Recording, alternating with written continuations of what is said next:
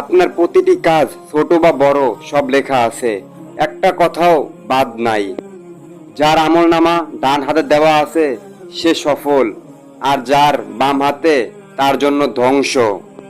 ভাবুন আপনি কোন দলে থাকবেন। জাহান্নাম, যেখানে আগুন কখনোই নিবে না, মানুষ চিৎকার করবে কিন্তু কেউ সাহায্য করবে না। আর জান্নাত, শান্তি, সুখ, আনন্দ, যেখানে কোনো কষ্ট নেই। সবকিছুই নির্ভর করছে আপনার আমল নামার উপর। ভাই ও বোনেরা, আজও সময় আছে। আমরা চাইলেই বদলে যেতে পারি। নামাজ শুরু করি, গুনাহ ছেড়ে দিই, কারণ কেয়ামত হঠাৎই আসবে, কেউ জানে না কখন আসবে। আল্লাহ সবাইকে হেদায়েত দান করুক, আমাদের গুনাহ মাফ করে দিক। যদি ভিডিওটি ভালো লাগে, লাইক, শেয়ার এবং সাবস্ক্রাইব করতে ভুলবেন না।